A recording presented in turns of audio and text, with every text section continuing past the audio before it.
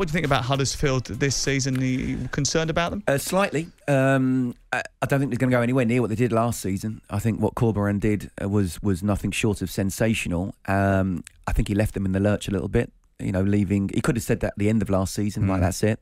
Maybe he had the summer and came back and looked at it and thought, you know what, I'm not going to do anything with this squad again. So it'll be interesting to see Danny Schofield. I think he was primed to be manager at some point, but it's come a lot earlier than the club felt it would. But, you know, with the likes of Harry Toffolo and Lewis O'Brien gone, if they finish mid-table, I think they've done pretty well. We put all of those points to Danny Schofield, the Huddersfield town manager, when we spoke to him yesterday afternoon, and this is what he had to say. No, it all came as very much a surprise when Carlos left the club, and then I was quickly sort of announced as his successor. So, yeah, it's been a bit of a whirlwind, a really short pre-season. We had about 3.5 to 4 weeks, so we've just been focused on sort of preparing the team for tomorrow's game. I was going to ask you about that because I wondered how hard it has been to get everything across, set new rules, reset the agenda, establish yourself as the first team manager when the gap between the seasons is so very short. Yeah, it's been a challenge. I think because I was at the club before as an assistant, I think the transition's been smoother rather than just coming in from elsewhere. But yeah, the principles sort of from last season are things we've kept. We've built on certain things. We've tried to improve certain aspects and tweak a few things. So it's not been too bad. Danny, was there any trepidation from you because you're obviously regarded as a club legend, and there is a risk by taking the manager's job that maybe that legendary status could be put on the line? Yeah, being a head coach or manager is something sort of I never aspired to be. I've always just loved football as a player. I thought I tried my hand as a coach. Started coaching part-time in the academies around the Yorkshire area.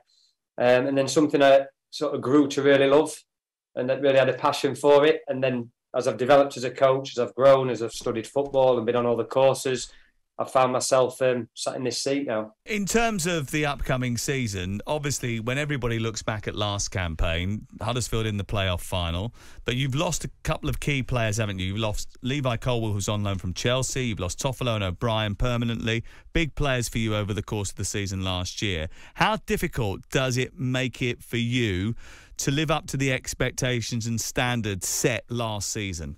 Yeah, I think we all always try and keep very high standards and behaviours constantly, whatever the personnel, whatever we have in the building. Those players you mentioned had fantastic seasons. They developed really quickly during that season, particularly Levi Colwill on loan spell, Lewis O'Brien and Harry Toffolo since they've been at the club. But that's what we want to do. We want to develop players here. You know, trying to get good players in the building to play. We really want to focus on developing them, and then they can progress the football club, and then that naturally progresses themselves. Just on Levi Colwill, it's looking increasingly likely that he may well stay at Chelsea this season, may well get minutes in the first team. How highly do you rate him? Do you think he's ready to go and play at the highest level and play in the Champions League? Yeah, Levi's a top player and a top person as well. I think he's still only 18, 19. He showed from day one like the qualities he has as a football player, and he really helped the team to perform to a high standard last season. The future's certainly bright for him. I think he can achieve anything he wants.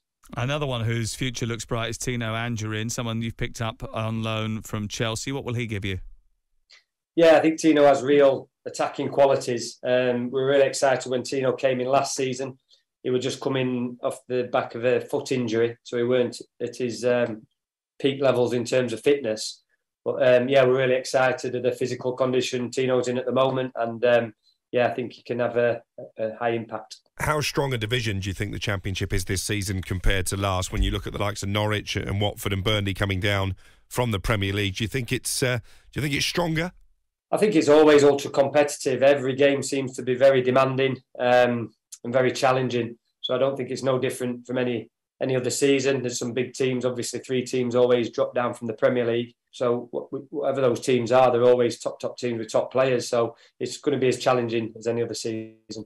Fascinating that yesterday there was a report released in which the PGMOL, the EFL and others had discussed hiring raising the threshold for the amount of contact that is required to give a foul in the division this year. As someone who probably is still smarting from 2 decisions that went against your club in a playoff final last year, what is your viewpoint on that? Very, very good question. I think, it's a big part of football. Obviously, the duels, the contacts, the physical side of things, and it is a physical game. Whether we felt hard done by last season is another thing, but I like the game to be really physical. I think we coach that into the players every day. We're trying to create habits on this. We do individual coaching methods to try and improve these areas. So yeah, I welcome this change. One of the other topics that's been up for discussion in the last week or so is the gap in finances between the Premier League and the Championship, maybe the way that parachute payments are dished out. Do you think a change in those regulations will be welcome? Because you look at a team like Norwich, for example, they seem to yo-yo between the 2 divisions, come down with a parachute payment and go straight back up again. Is that fair? I'm not too sure. I don't really have an opinion on this. My focus is just like I'm coaching the football team, and whether it's fair or not. And that's where I tend to put all my energy.